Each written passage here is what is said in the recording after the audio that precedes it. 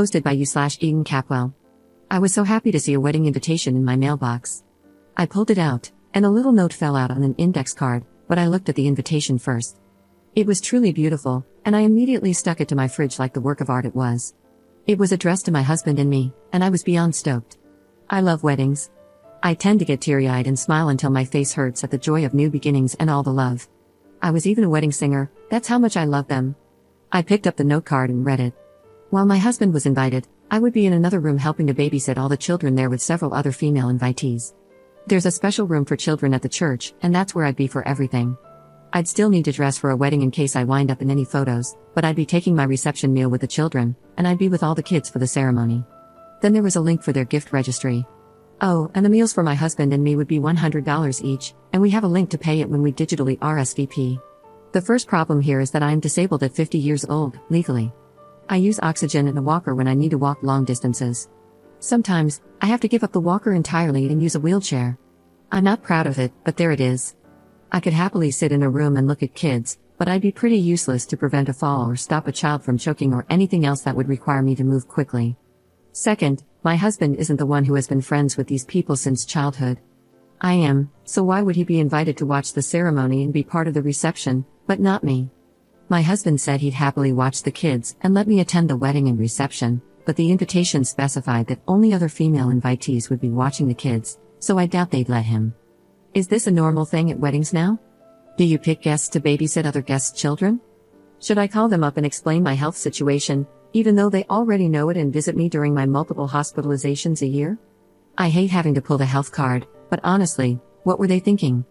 I confess that I feel offended and hurt that I'm nothing more than a babysitter to them who is expected to pay for my supper and babysit for free. Would I be wrong to simply tell them we won't be able to attend and to find another sitter? And if we don't go, do we still send a gift? Edit. I know these folks because my mom, rest in peace, and the bride's grandma were besties.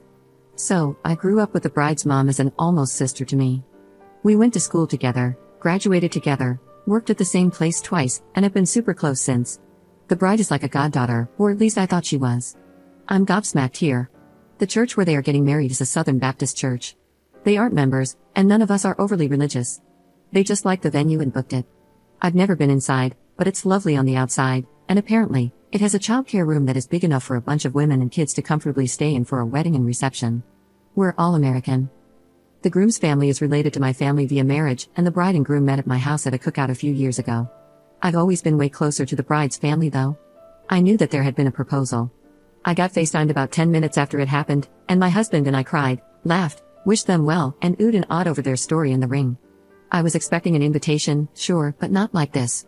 The last time I had lunch with the bride's mom, she told me they're inviting around 200 people, so it'll be a large wedding with, I'm assuming, a ton of children. No, I don't hate kids. I love kids. I would have loved to have kids of my own, but my body just wouldn't do it. It took 2 miscarriages and a stillbirth to finally make me accept that it wouldn't happen for us. We are in the process of adult adopting 2 young adults that we brought into our home when we found out they were kicked out and homeless at 18. They've lived with us for years and we're making it legal. They call us mom and pop, and we're a family. I'm still considering my options. I've started and deleted multiple emails to the bride's mom. I'm a raw nerve right now, and my tone isn't the kindest. I want to keep it all in writing so there can be no he said she said. I plan to ask if they incorrectly sent me the note about babysitting since they know I physically cannot do that. But every inception of the email led with, WTF Donna, so I need to think about it some more. Update 6 days later. I spoke to my friend, the mother of the bride, and I'm pretty upset. I've been bawling for most of the day. She called and said that they were getting a lot of backlash from the wedding guests. No one wants to pay $100 for dinner, and only 3 of the women asked were okay with babysitting. I told her I understood that the guests were upset because it's just tacky to 1, be asked to pay and 2, be told you are invited but only to babysit. I told her I would not be a babysitter, at all, like just no. She got mad and brought up how we were lifelong friends. She said I'd be helping them more by babysitting than I'd be helping by simply sitting in a pew watching. I reminded her that I couldn't physically help at all due to, being legally disabled. She said they completely understood that and expected me to simply supervise the other sitters since they trusted me most. Again, I told her that I felt it was insulting to be voluntold, thanks Reddit for teaching me that word, that I'd be babysitting and that I had no desire to do that, especially not dressed in formal wear. Then we got to the truth.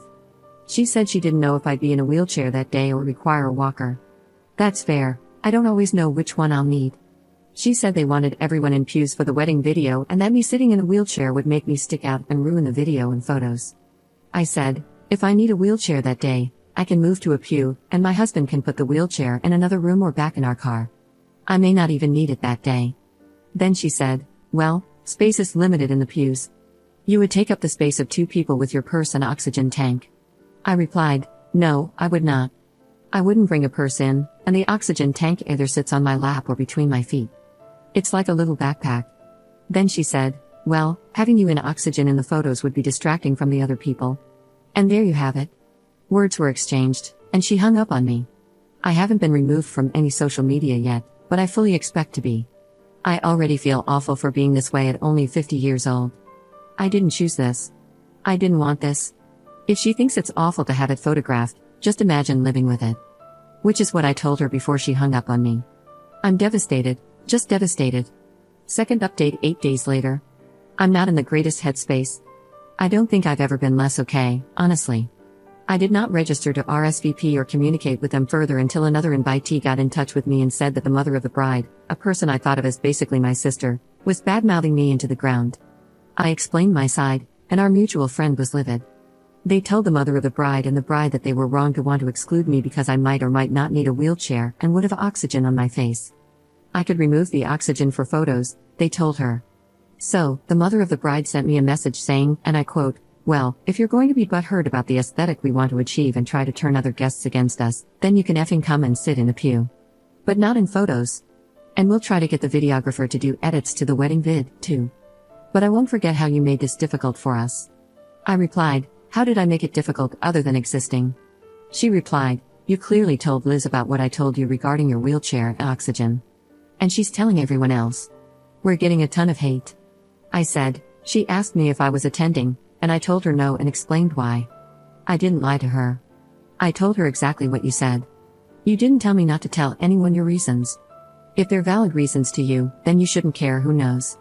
So, I'm now blocked by the bride, the mom, the dad, and the groom. A friendship I've had my entire life is over. A goddaughter that I helped nurture and care for is just gone now. We paid for the bride's car insurance, gas, and cell phone all through high school and college because we wanted her focused on just her studies and not a part-time job. Her parents got her a car but insisted she work. Her grades fell when she did, and we helped her. And this is how they thank us. This is how they repay our kindness. I guess I'm a great friend when I'm giving money, but I'm not good enough to be seen. I felt like a burden my whole life, and this has set me back so far. I'm just not okay. Third update 5 days later. Apparently, my post went sort of viral because it was on Fox News and a site called Bored Panda. A few mutual friends reached out and asked if it was me, and I admitted that it was. They were told something completely different about the situation. The bride's mother told them that I refused to come because of my health difficulties and that I was afraid I would ruin the wedding and decline the RSVP. She even claimed that she had been begging me to attend ever since the engagement, which was a bold-faced lie. I'm the one who organized and paid for the after-engagement party so they could announce the happy news to everyone, and I made it clear to everyone that I couldn't wait to attend the wedding. So, I sent screenshots, photos of the invitation, and the note card telling me I'd be babysitting, and then the showdown where I was told I could sit in the pew and just be edited out of the video and would not be in any photos. I also posted it on Facebook and shared receipts there too. Well, all hell broke loose. Granted, I'm getting this all third and fourth hand, but here's the latest.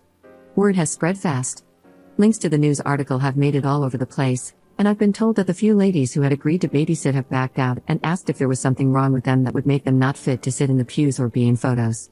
And I think that's probably the case, since 2 of them have unnatural hair coloring and the other has facial piercings.